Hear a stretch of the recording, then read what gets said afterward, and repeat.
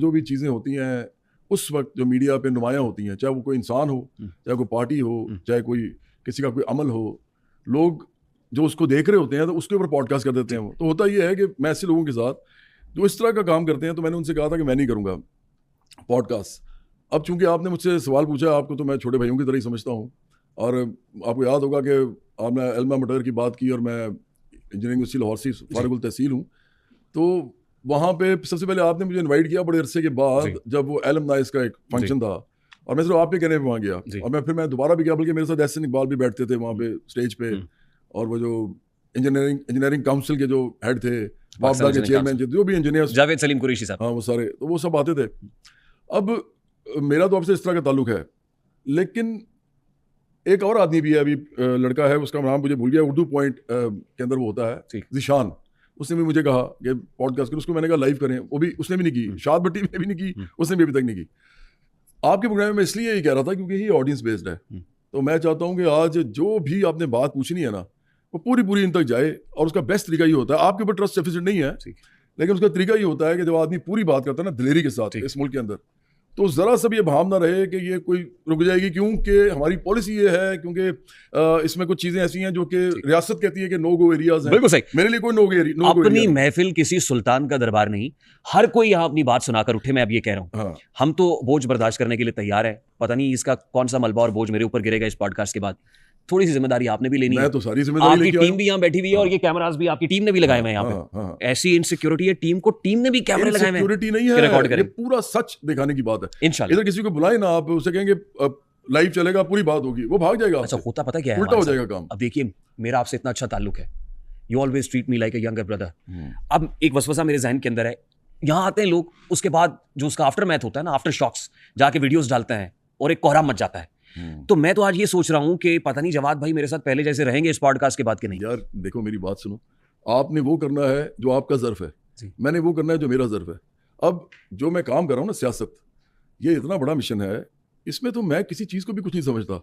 आपको मेरे ज़र्फ पे शक है? नहीं, मैंने तो कोई शक नहीं। मैंने कब कहा? मैंने कहा आपका ज़र्फ है जो आपने करना है, मेरा ज़र्फ वो है जो मैंने करना है। हाँ, डिसएग्रीमेंट हो सकता है हमारा कुछ बातों, बहुत सारी बातों पे हो सकता है, बल्कि और डिसएग्री करने का मतलब डिसरिस्पेक्ट करना तो नहीं होता। मेरा अपना ख्याल ये है कि जो सियासत मैं कर रहा हूँ ना, उससे ये इन तमाम लोगों को मेरे से 90% डिसएग्रीमेंट्स होंगे। क्योंकि देखें, ये जो मुल्क है ना, ये मुल्क जिन चीज़ों पे चल रहा है वो चल नहीं रहा, वो पीछे की तरफ जा रहा है। बहुत सारी बातें हमने करनी है। जरा सबसे पहले तो हम एजेंडा ऑफ द पॉडकास्ट, पता ही नहीं है कि मैं कहने का लगाऊं, तो मैं चाहता हूं तो ये सब पढ़े लिखे लोग देखें, ये सब गवर्नमेंट कॉलेज से, पंजाब जामिया पंजाब से, डिफरेंट यूनिवर्सिटीज कॉलेजेस के लोग आए हुए बैठे हैं, तो ये सब पढ़े लिखे समझ बूझ रखने वाले लोग हैं। इंशाल्लाह आपको समझेंगे, ये कान लगा के सुनेंगे आपको आज। सबसे पहले तो हम agenda of the podcast set कर लें। जवाद भाई, आप क्योंकि सिंगर हैं, लोग आपको पहले तो बतौर सिंगर ही जानते हैं ना? नहीं, आपका पहला तारुफ तो पब्लिक मुझे बतौर सिंगर जानती है, जो लेकिन जो मेरे साथ रहे हैं सारी उम्र, इवन मेरे बैंड मेंबर्स, मेरे घर वाले तो हैं ही, मेरे दोस्त रिश्तेदार जितने पुराने मेरे साथ हैं, वो समझते हैं कि मैं पॉलिटिशियन हूँ शुरू से, बचपन से, कॉलेज के ज़माने से। वैसे तो बचपन से भी अबू की किताबें जब पढ़नी शुरू की थी पॉलिटिकल साइंस की, तो उस वक्त ही ये चीज़ आ गई थी, लेकिन कॉलेज यूनिवर्सिटी से तो डेफिनेटली। मैंने आपसे सियासत पे बात करनी है या आपकी सिंगिंग पे बात करनी है? आपका जो दिल करे। मैंने तो कहा लाइव है, आप जो आपका दिल करता है। मैं चाहता हूं कि आप मुझे ये बता दीजिए कि आप कंफर्टेबल ज्यादा हम इस पॉडकास्ट को सियासी रखें? यार जो आपका दिल करता है रेहान, मैं इधर बैठा हुआ हूँ, all the elements belong to me ना, जो भी मेरी जात के एस्पेक्ट्स हैं वो आखिरकार मेरे ही है ना। आज आप अपने आप को सिंगर कहलवाना ज्यादा पसंद करते हैं या सियासतदान कहलवाना ज्यादा पसंद करते हैं? मैं तो समझता हूँ कि सिंगर होना इतनी बड़ी बात है, क्योंकि आर्ट, एस्थेटिक्स, लिटरेचर और ये तमाम ऐसी चीज़ें जो कि इंसानों को बुलंदी की तरफ लेके जाती हैं, उनकी रोजी रोटी खत्म हो जाए तो उसके बाद उन्हें क्या करना है, उन्होंने कोई बड़ी चीज़ करनी है ना। उसमें फलसफा है और आर्ट है, और तो कुछ नहीं, और आर्ट की और फॉर्म जो मैं तो सिंगर कहलाने पे फख्र भी करता हूँ, और मैं चाहता हूँ कि इस मुल्क में सब गाएं, सब नाचें, सब जो है वो फिल्में बनाएं, सब ड्रामास बनाएं, और ये हर एक का हक भी है और मेरा ख्याल है उसका फर्ज भी है। बहुत सी जगहों पे तो नाच रही है। कौन से वाला है? भूख तो इसलिए नाच रही है, वो भी इसलिए नाच रही है कि लोग असल में नहीं नाच रहे। अच्छा, मैं जब उठा सुबह तो जाहिर है मुझे पता है मैंने आज जवाद अहमद साहब का पॉडकास्ट करना है, तो जो मुझे पता होता है ना वो किसी और को पता नहीं होता, मेरे फोन को पहले पता चल जाता है, तो वही कुछ दिखाने लग जाता है मुझे वो। नहीं आप, मैंने आपकी एक वीडियो देखी, मैं जो भी कहोगे मैं उसको ओन करूंगा, जो भी इसके अंदर है। I'm so honored। मेहंदी की ये रात बड़ा वायरल हुआ एक बार फिर से ना आपका, तो ये गाना था, और नीचे मैंने कहा मैं कमेंट्स तो देखूं कि कमेंट क्या कर रहे हैं लोग। ऐसे ही होता है ना बाजू का, आप कमेंट सेक्शन में जाते हैं तो एक कमेंट आया, वो बिलाल राणा साहब है, वो कहते हैं सेम वही आवाज, और आगे हार्ट रिएक्ट किया, है क्या बात है, आज भी आपकी आवाज में वही ताजगी है, कहते हैं सेम वही आवाज, वही वाइब्स। जवाद भाई प्लीज पॉलिटिक्स छोड़ो, प्लीज पॉलिटिक्स छोड़ो, अपना सिंगिंग करियर शो करें, दोबारा से शुरू करें, मैं आपका शागिर्द बनने को तैयार हूं, प्लीज ये पॉलिटिक्स छोड़ दें, कहते हैं प्लीज पॉलिटिक्स छोड़ देना, सियासत कहते हैं। मैं तो समझता हूँ कि ये जो बिलाल है ना, ये कहते हैं सिंगिंग शुरू करें, मैं आपका शागिर्द बनने को तैयार हूं। ये जो है ना बिलाल, ये 2 तरीके से जाहिल है। पहला जाहिल तो वो ये है कि वो एक गाने के ऊपर आके कमेंट कर रहा है और वो मुझे ये कह रहा है कि आप पॉलिटिक्स छोड़ दें। वो पॉलिटिकल ना डोमेन है ना वो प्लेटफॉर्म है, वो गाने का प्लेटफॉर्म है। तो इसका मतलब है वो अपनी किसी ना किसी सियासी वाबस्तगी की वजह से इस तरह की बात कर रहा है, तो उसको वैसे नहीं करनी चाहिए बात। दूसरी बात यह है, ये आपका गुमान है, असम्पशन गुमान है, क्या है मुझे 100% पता है, क्योंकि मेरे से बेहतर तो सियासत कोई कर ही नहीं सकता इस मुल्क के अंदर। अगर मैंने सियासी पार्टी बनाई है ना रेहान, तो इसलिए बनाई है कि मेरे से ज़्यादा सही आदमी है नहीं कोई, अदरवाइज मैं किसी पार्टी में शामिल हो जाता।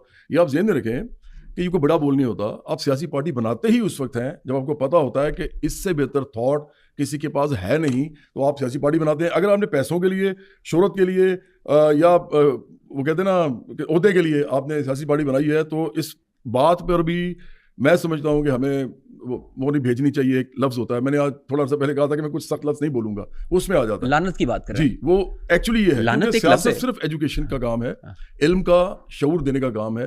वोट शोर तो आता ही नहीं, इससे वो तो बहुत बाद में आता है। पहले लोगों को आप अपने शऊर नजरिए देते के हैं, मुताबिक बिल्कुल सही। उसको उनको अलाइन करते हैं अपने साथ।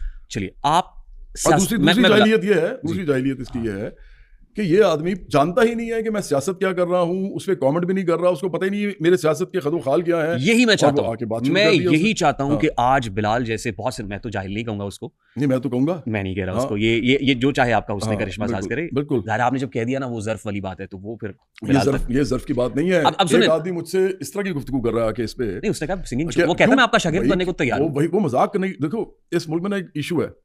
मैं हूँ सीरियस आदमी, शुरू से आपको भी पता है, मैं सीरियस बात करता हूँ। मैं हंसी मजाक सिर्फ अपने बहुत क्लोज लोगों के साथ करता हूँ। मैंने कभी किसी को माँ बहन की गाली नहीं निकाली। इधर हमारे मुल्क में ऐसे हालात हैं कि लोग एक दूसरे को मजाक में गालियाँ निकाल रहे होते हैं। और मेरे साथ जब किसी ने ये किया है, उसने मेरे से इतनी मार खाई है, और मैं यूनिवर्सिटी के ज़माने से आज तक मैं नहीं सुनता गाली। तो ये तो कौम ही अजीब हो गई हुई है, इनको तो पता ही नहीं है कि सही क्या है गलत क्या है। अगर आपको लगता है कि ये कौम ठीक है, या इसके तालिब इल्म ठीक है, या इसका एजुकेशन सिस्टम ठीक है, तो इसका ये हाल है, फिर ये हाल हो सकता है। ये सारे आप बड़े बताइए। अच्छे लोग हैं। अच्छा, बड़े अच्छे लोग हैं। अगर इनके वालिदैन भी इस ज़माने में पढ़ते थे, मेरे वालिदैन भी पढ़ते थे। ये उन लोगों में से हैं जो चंद फीसद लोग हैं जो कॉलेज यूनिवर्सिटीज में जाते हैं और उसके बाद बाहर निकल के पैसे कमाना शुरू कर देते हैं। इन्होंने मुल्क के लिए कब सोचा है? कभी आज तक ये किसी पॉलिटिकल पार्टी के मेंबर बने? कभी पॉलिटिकल पार्टी के मेंबर बन के उसके दफ्तरों में जाना शुरू किया है? क्या उनके दफ्तरों में जाके इन्होंने लीडरशिप लेने की कोशिश की है? अगर ये नहीं की ना, तो मेरे ख्याल में इस मुल्क के अंदर जो कुछ भी होता है उसके जिम्मेदार ये खुद हैं। ये खुद कसूरवार हैं। तो मैं अब ये इसका आसान सा जवाब देंगे कि आपने भी तो कॉन्सर्ट करके पैसे कमाए ना, आपने मैंने तो इस काम के लिए कमाया ना। आप कॉन्सर्ट कर रहे थे सियासत में आने के लिए, जी, पॉलिटिकल पार्टी बनाने के लिए। टोटल मेरे जितने, देखो इस वक्त मेरे अब एक मैनेजर तो है नहीं। एक जमाने में सिर्फ एक मैनेजर होता था, जब भी वो 1-2 दफा बदले भी लोग। अब मेरे पास इस वक्त काफी सारे मैनेजर्स हैं, क्योंकि मैं पॉलिटिक्स भी कर रहा हूँ। तो वो इर्द गिर्द बहुत से लोग होते हैं, मुख्तलिफ चीजें देख रहे होते हैं। उन सबको ये अब एक वो मिला हुआ है कि टास्क